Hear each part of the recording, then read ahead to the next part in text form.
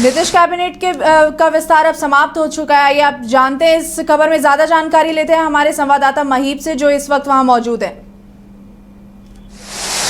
जी बिल्कुल रोमिता, आपको बता दें कि इस समय जो राजभवन है उसके अंदर अब शपथ ग्रहण समारोह जो है वह खत्म हो गया है और भारतीय जनता पार्टी के कोटे से जो 7 विधायक हैं अब वह मंत्री बन चुके हैं, जिनमें संजय सरावगी जो कि मारवाड़ी जाति से आते हैं और दरभंगा जिले से हैं, वहीं जीवेश मिश्रा भूमिहार जाति से आते हैं और दरभंगा के जाले विधानसभा क्षेत्र से यह विधायक हैं। विजय मंडल केवट जाति जो है उससे आते हैं और अररिया विधानसभा से हैं। तो वहीं राजू सिंह जो कि अभी से ठीक कुछ समय पहले तक जो आपको मुकेश सहनी की पार्टी है उनके विधायक थे और उन्होंने फिर उनका साथ छोड़ा था, उन्हें अब इनाम दिया गया है। और राजू सिंह जो है वह राजपूत जाति से आते थे और विधानसभा जो क्षेत्र था उनका साहेबगंज था।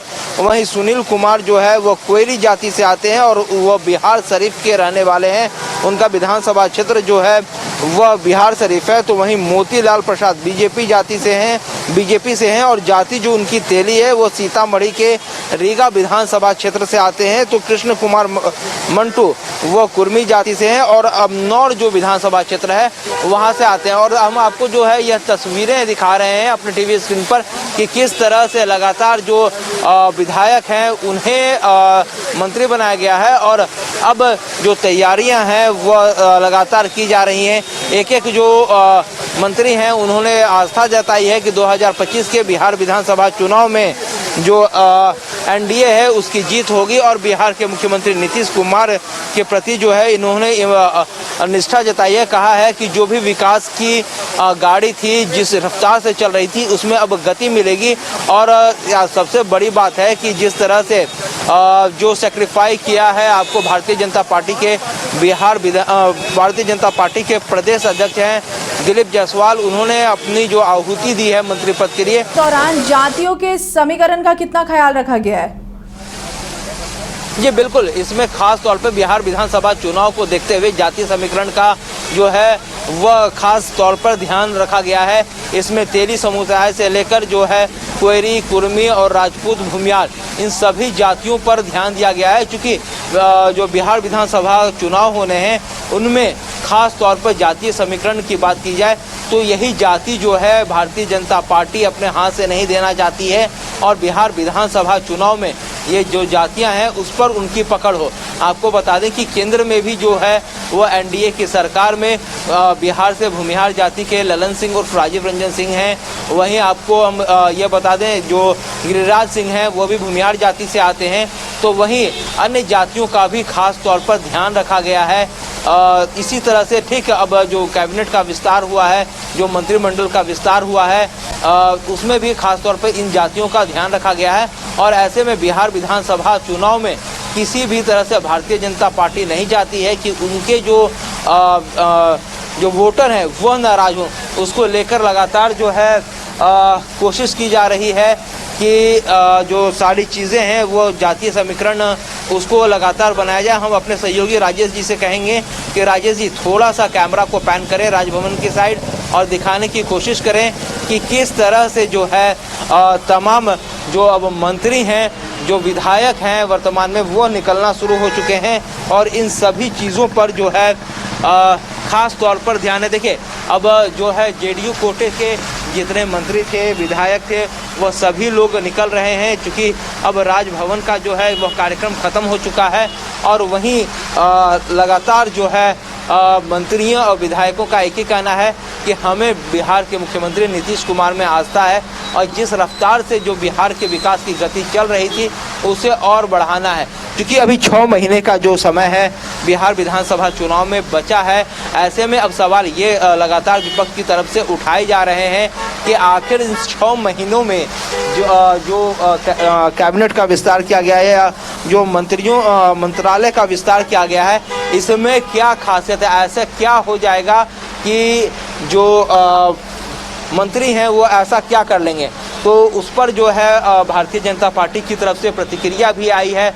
उन्होंने कहा है कि लगातार जो काम है वह हमेशा तेज गति से होगा, इसलिए कैबिनेट का विस्तार किया गया और भारतीय जनता पार्टी के कोटे से जो है मैं ये भी जानना चाहूंगी कि क्षेत्रीय संतुलन का कितना ध्यान रखा गया है।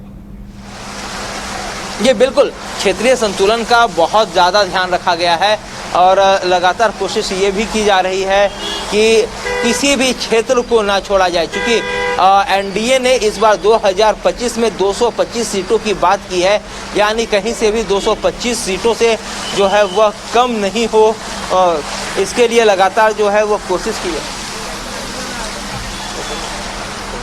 और इसके लिए जो है लगातार कोशिश की जा रही है कि किसी भी क्षेत्र के लोग जो हैं वह नहीं छूटे, कोई भी क्षेत्र जो है उसकी जो जनता है उस वो नाराज़ ना हो, और ऐसे में ख़ास तौर पे जो है वह ध्यान रखने की बात कही गई है। और लगातार जो है कोशिश ये भी की जा रही है कि जो भी जनता है वह कहीं ना कहीं नाराज़ नहीं हो। लगातार जो 225 देखिए हमारे साथ आज़ाद गांधी सर, किस तरह से जो है इस कैबिनेट विस्तार बात में छोड़ दो, बढ़िया है, कैबिनेट विस्तार होना ही चाहिए। कैसे है, कैसे देख रहे हैं इस कैबिनेट विस्तार को? देखिए, जितने माननीय मुख्यमंत्री जी को और सम्राट चौधरी जी को, विजय कुमार सिन्हा जी को बधाई देना चाहता हूं, जिन्होंने अच्छे विधायकों का चयन किया है, जो बिहार के विकास में उनकी अहम भूमिका रहेगी। देखिए, बिहार के विकास में अहम भूमिका है, लगातार कर रहे हैं, लेकिन विपक्ष कह रहा है कि 6 महीने के लिए जो है वो कैबिनेट का विस्तार है, उसे कैसे देख रहे हैं? देखिए, तो समय अवधि होता है किसी चीज़ का, अब सरकार की अवधि ही 6 महीना है, इसी 6 महीना में पहले नहीं हो सकता था क्या विस्तार? नहीं हो रहा, समय आने पर सब हुआ है, समय आने पर अब देखिएगा बिहार विकास की गति काफी तीव्र गति से तय करेगा। देखिए, मैं जानने की उनसे कोशिश करें कि आखिरकार क्यों करना पड़ा मंत्रिमंडल का विस्तार।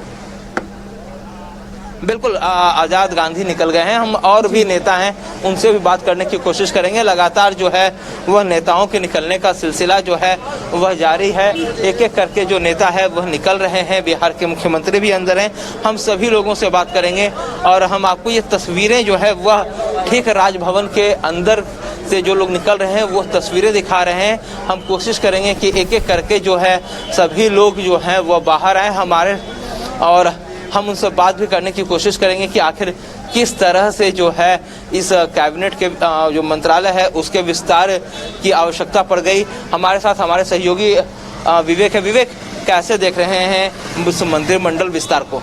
बिल्कुल, मंत्रालय विस्तार हो गया। अब 6 महीने के बाद बिहार में भी चुनाव भी है, तो चुनाव को देखते हुए जातीय समीकरण को भी साधा गया, क्योंकि जितने भी आप देख रहे होंगे तमाम जो लोग हैं अलग अलग जाति के हैं। चाहे वो, एक और ज़रूर बात है कि कुर्मी और कोयरी को भी देखा गया, क्योंकि नीतीश कुमार का कोर वोट बैंक कहा जाता है लवकुश समीकरण, जिसमें कुर्मी और कोयरी हैं, जिसमें मंटू पटेल को कुर्मी जाति से ताल्लुकात रखते हैं, उनको मंत्रालय में जगह दी गई है। और इसके साथ ही साथ कुशवाहा जाति से जो ताल्लुकात रखने वाले जो मुख्यमंत्री नीतीश कुमार के गृह जिला के हैं और बीजेपी के इकलौते विधायक है डॉक्टर सुनील को मंत्रालय में जगह दी गई है। और ऐसे जो तमाम जो मंत्रियों, जो 7 मंत्री जो शपथ लिए हैं, उन तमाम मंत्रियों को एक जो चुनौती भी रहेगी, क्योंकि 2 दिन के बाद सत्र है। सत्र में किस तरीके से जो विधायक का जो जवाब रहेगा, सवाल रहेगा, उसका जवाब देना भी इन लोग के लिए कठिनाई का भी सामना करना पड़ सकता है। और इसके साथ साथ जो आने वाला विधानसभा चुनाव होगा, विधानसभा चुनाव से पहले अपने जो योजनाएं हैं, योजनाओं को कैसे लोगों के बीच में पहुँचाया जाएगा, इसके भी ध्यान रखा जाएगा। देखिए, हमारे साथ बात करने के लिए आते हैं, बात करना। कुछ चुनौती नहीं है, कोई चुनौती नहीं है।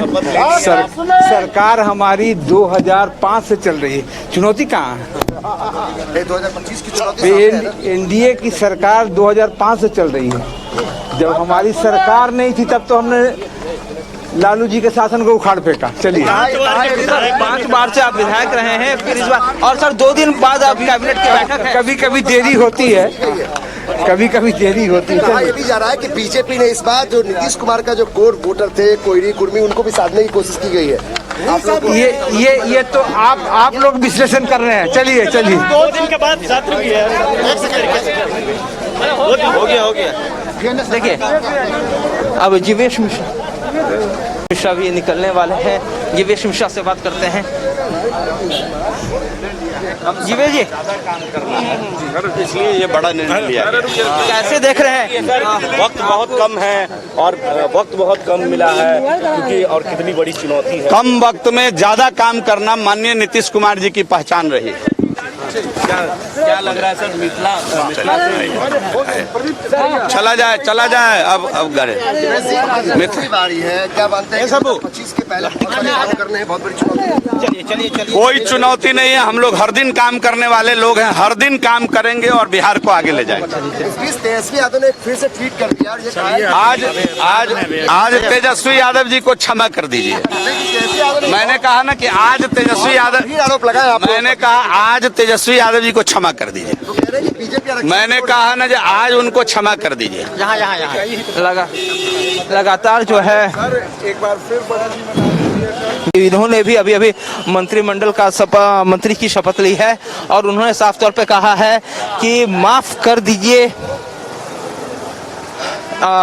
तेजस्वी यादव को। जिस तरह वहीं आगामी विधानसभा चुनाव में इसका क्या असर पड़ सकता है बिहार की राजनीति पर? जी बिल्कुल, आगामी जो विधानसभा चुनाव है उसी को देखकर जो है अभी मंत्रिमंडल का विस्तार किया गया है और लगातार मंत्रियों का साफ कहना है कि हम लोग विकास की जो है बयार बहाएंगे, जो बयार बह रही थी उसे और तेज रफ्तार देंगे, लगातार जो विकास की गति है उसे और तेज करेंगे। अपने अपने क्षेत्रों में लगातार एनडीए के समर्थन में जो है वह वोट मांगेंगे और जो भी वोटर्स हैं उन्हें यह बताने की कोशिश करेंगे कि किसी भी तरह की कोई भी बात नहीं है और हम लोग लगातार जो है विकास की गति को आगे बढ़ाएंगे। जो एनडीए की सरकार ने किया है वह आज तक पहले कभी नहीं हुआ था और अब एक बार जिस तरह से फिर से इन्हें जो मंत्रालय मिला है उसको लेकर काफ़ी खुश हैं। जी महीप, क्या लगता है आपको कि ये मंत्रिमंडल के विस्तार के बाद विपक्ष की चुनौतियां बढ़ सकती हैं? बिल्कुल, अब विपक्ष इसको लेकर हमलावर है। विपक्ष लगातार जो है वह सवाल कर रहा है, चुनौतियां नहीं मान सकते हैं, लेकिन हाँ विपक्ष अब सरकार को घेरने की कोशिश करेगा। विपक्ष लगातार ये कहेगा कि जिस तरह से जो विस्तार हुआ है वह कहीं ना कहीं आरक्षण विरोधी, जिस तरह से तेजस्वी यादव ने अपने सोशल नेटवर्किंग साइट पर कहा था कि यह कैबिनेट विस्तार जो है वह आरक्षण विरोधी है, उसको लेकर साफ तौर पर जीवेश मिश्रा ने कहा है कि आज तेजस्वी जी को माफ कर दीजिए, आज खुशी का मौका है, ऐसे में हम लोग विपक्ष को आज माफ करते हैं। जी धन्यवाद महीप, बहुत बहुत शुक्रिया आपकी जानकारी के लिए। हम आगे की अपडेट आपसे लेते रहेंगे।